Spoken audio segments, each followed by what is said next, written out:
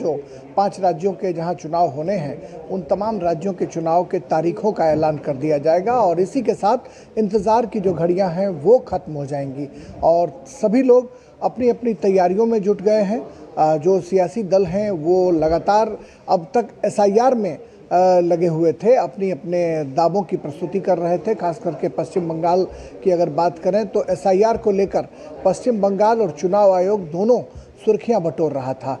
अब जबकि चुनाव की तारीखों का ऐलान हो जाएगा तो तमाम सियासी दल टिकटों के बंटवारे के लिए माथापच्ची का दौर शुरू करेंगे कि अपने अपने तर्कस से वो तमाम तीर निकालने की कोशिश करेंगे जिससे दुश्मन का किला हम भेज सकें। तो इसके लिए तमाम पॉलिटिकल पार्टियों की बैठकें जो हैं वो शुरू हो जाएंगी। हालांकि भारतीय जनता पार्टी की बैठक जो है वो लगातार चलती रहती है और हमने देखा कि सीईसी की बैठक जो है उसका चुनाव की तारीखों से पहले ही बिहार चुनाव में भी ऐलान कर दिया गया था और अभी जो है कुछ दिन पहले भी सीईसी की बैठक जो है वो भारतीय जनता पार्टी की आयोजित की गई थी। तो हम कह सकते हैं कि बीजेपी सालों भर तैयारियों में जुटी रहती है और चुनाव आयोग जिस तरीके से एसआईआर के जरिए मतदाता पुनरीक्षण का कार्य संपन्न कराने में जुटा हुआ था, उसमें कहीं ना कहीं पश्चिम बंगाल में ममता बनर्जी की सरकार के साथ उनके टकराव की जो खबरें थी वो टकराव की खबरें लगातार सुर्खियां बटोर रही थी।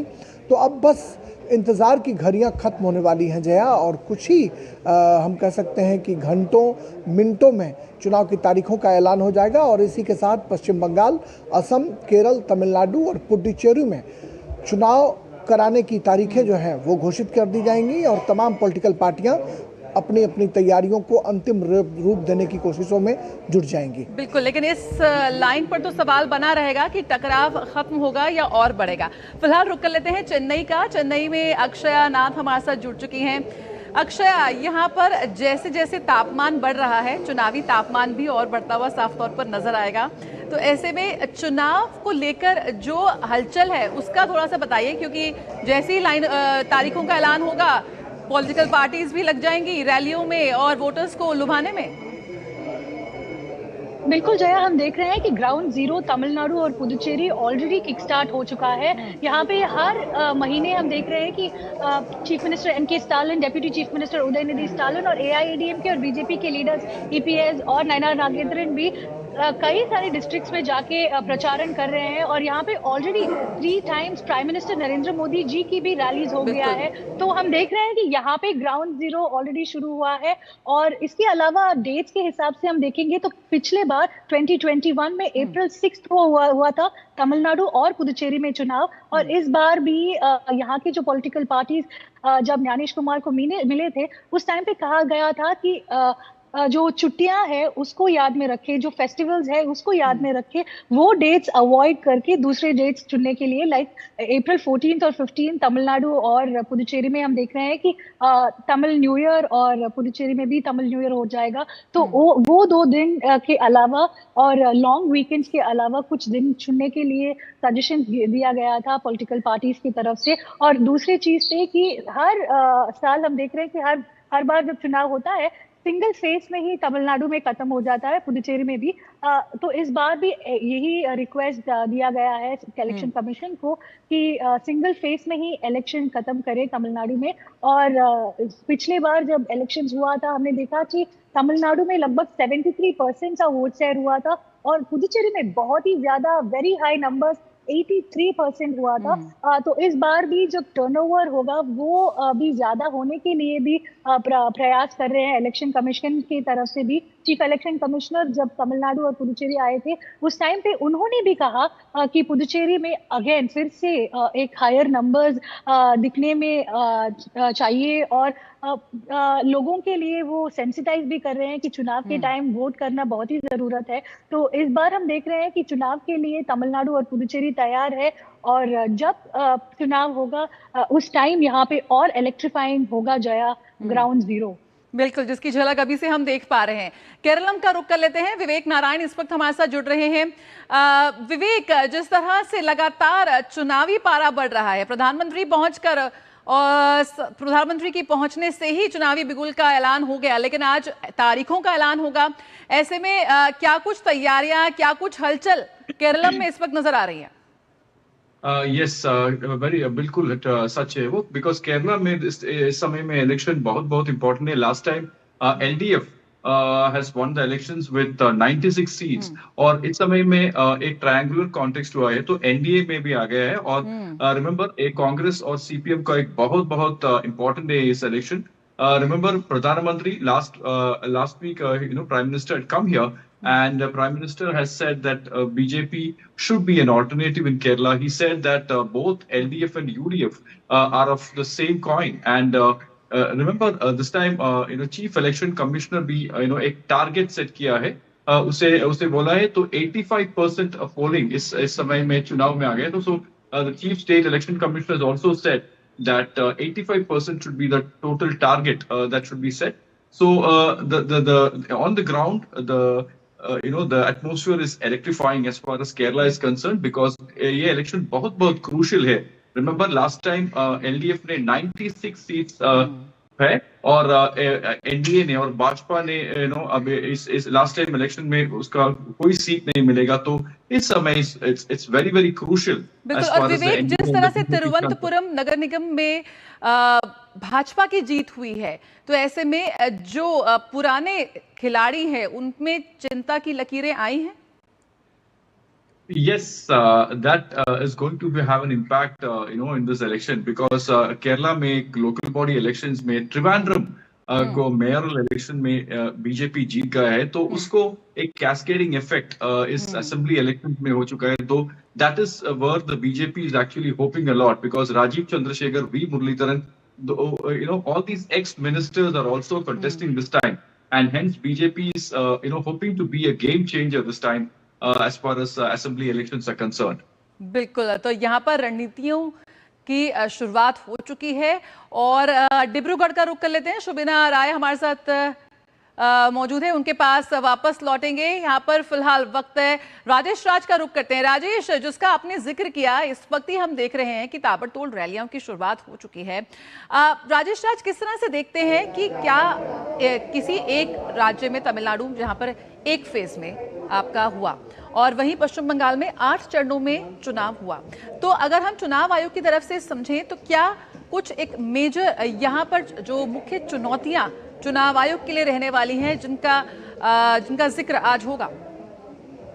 देखिए, बिल्कुल आपने सही कहा कि पश्चिम बंगाल में पिछली मर्तबा 2021 में जब चुनाव हुआ था, उस वक्त कोरोना का भी प्रकोप था, कोरोना की भारी लहर थी, और उसके बीच 8 चरणों में मतदान कराए गए थे। 27 मार्च को पहला चरण और 29 अप्रैल को 8वें चरण के मतदान की समाप्ति के बाद चुनाव आयोग ने वहां पर सांसें ली थी राहत की, और कहीं ना कहीं मैराथन जो चुनावी प्रक्रिया थी, इसमें कितने अर्धसैनिक बलों की तैनाती हुई थी, और चूँकि बंगाल भौगोलिक दृष्टिकोण से अगर देखें तो बहुत बड़ा राज्य है, बिहार की सीमा से सटा हुआ। अगर हम किशनगंज और पूर्णिया की बात करें तो वहाँ से किशनगंज के ठीक रायगंज से बंगाल की शुरुआत होती है, और रायगंज से जंगल महल तक बंगाल का जो पूरा इलाका है वो है, यानी कि गंगा सागर से भी आगे राजमहल, और वहाँ तक पूरी जो चुनावी प्रक्रिया थी उसको संपन्न कराने की कोशिश की गई।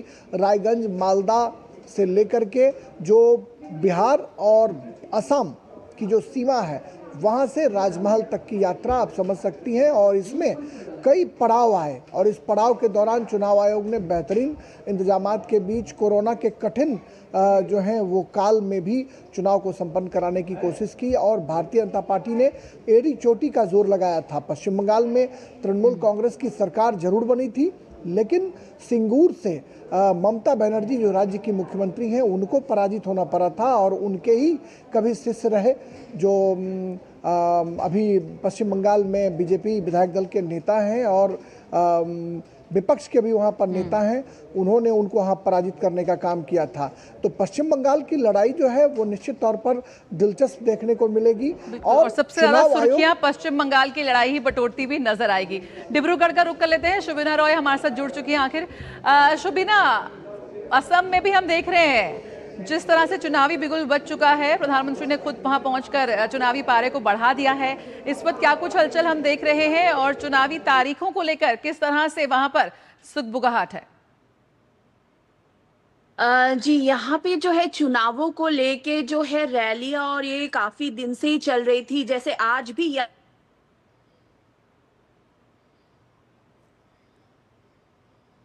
किए। उसी के साथ पिछले ही दिन पीएम साहब भी आए थे और उन्होंने काफी सारे जो है सिलचर से लेके गुवाहाटी तक एक्सप्रेसवे का इनॉग्रेशन किया और इसके साथ ही काफी सारे प्रोजेक्ट्स जो है उन्होंने इनॉग्रेशन किया। तो जो है जो चुनावी जो माहौल है पूरा बना हुआ है आसाम में। और इस बात का जो हाईलाइट है वो ये है कि इस बार जो है गौरव गोगोई जो है जोरहाट कॉन्स्टिट्यूएंसी से लड़ेंगे, जो कि एक यूनिक इस बार का जो है हाई। बिल्कुल, तो साल 2021 में 3 चरण में मतदान हुए थे और 80% से ज्यादा वोटर टर्न आउट हुआ था, जो कि काफी एक अच्छा नंबर है। सुबीना, किस तरह से इस बार उसका मूड है वोटर्स का, क्या लग रहा है इस बार जो पिछली बार का रिकॉर्ड था उसको तोड़ते हुए नजर आ सकते हैं? जी बिल्कुल, जो वोटर्स का जो इस बार जो इलेक्शन कमीशन का मीटिंग हुआ जो है स्पेशल रिवीजन के बाद जो भी है और भी अपडेट हो गया है, जो भी रो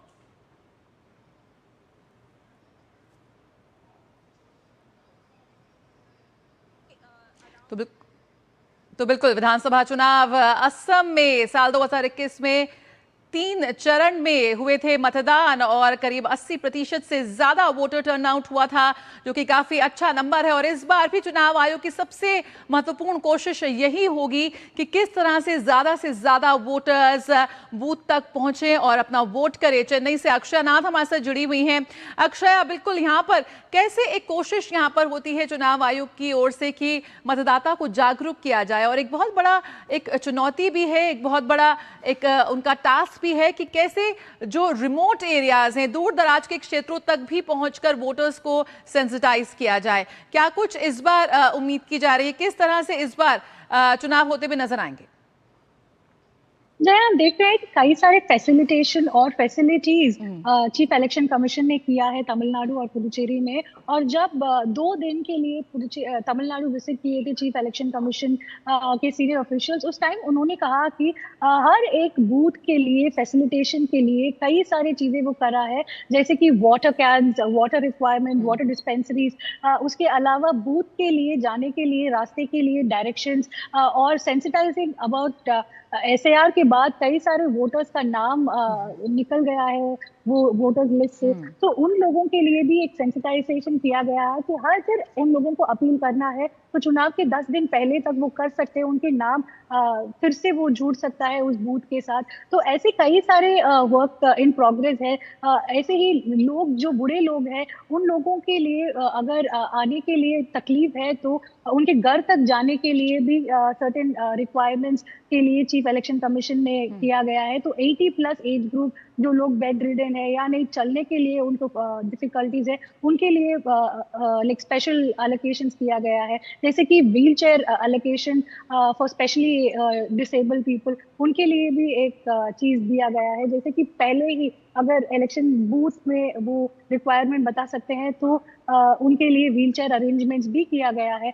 तो लाइक लोगों को आके ये चुनाव में वोट करना वही एक डेमोक्रेसी के लिए सबसे बड़ा चीज है, और उसके लिए पूरे के पूरे सपोर्ट चीफ इलेक्शन कमीशन दे रहे हैं। और तमिलनाडु और पुडुचेरी में स्पेसिफिकली कैंपेन भी रन कर रहे हैं टू सेंसिटाइज वोटर्स वो बूथ स्लिप के बारे में और बूथ में जैसे जाके वोट करते हैं। और इस बार इन्होंने कहा है कि जो वोटर्स वोट करने के वोटिंग बैच है उसमें जो कैंडिडेट का पिक्चर होगा वो कलर पिक्चर्स होगा, तो चुनने में भी लोगों को आसानी हो जाएगा, कंफ्यूजन नहीं होगा। तो ऐसे कई सारे चीजें अपग्रेडेशन किया गया है इलेक्शन कमीशन ने। तो इस बार इलेक्शन को हम पूरी तरह से देखना पड़ेगा, क्योंकि पूरा कोशिश किया गया है कि हर एक जन जो एलिजिबल है वो आके वोट करे। और कई सारे जो यंग वोटर्स है, पहले बिल्कुल, तो यंग वोटर्स है जो फर्स्ट टाइम वोटर्स है, वो क्या इस बार गेम चेंजर साबित होंगे? राजेश राज से पूछेंगे, लेकिन विवेक के पास आना चाहूंगी। विवेक, संक्षिप्त में केरलम एक नए नाम के साथ इस बार चुनाव वहां पर होंगे और एक नए नाम के साथ चुनावी जो पॉलिटिकल पार्टीज हैं वो वोटर्स के बीच में जाएंगी। अगर हम बात करें केरलम की, तो किस तरह से जो फर्स्ट टाइम वोटर्स हैं उनका मूड समझने का प्रयास होगा इस बार राजनीतिक दलों का? हाँ, बिल्कुल बिल्कुल, ये एक बहुत बड़ी विषय है। तो देर आर अराउंड 15 लाख नया फर्स्ट टाइम वोटर्स है अभी। और इसी समय इलेक्शन कमिश्नर ज्ञानेश कुमार जी ने लास्ट वीक वो केरल आएगा और 3 डेज कैंपेनिंग करेगा इधर कोची में, कोची, त्रिवेंद्रम और आलपुरा में। और there was awareness classes that was conducted where youngsters, were present, or state election commissioner was present, DGP, ADGP, collectors, और कोई officers present हो गया। और उसमें ज्ञानेश कुमार ने क्लियरली एक मैसेज दिया है। तो उसे बोला तो fresh new voters is primary, is very important। और and the chief election commissioner वो एक नए टारगेट भी सेट किया है। तो केरला में democratic process is actually a role model for the entire world. He also said that the voting percentage, because in 2021 Kerala में 80% है केरला का वोटिंग, केरला का रिकॉर्ड वोटिंग परसेंटेज 80% है।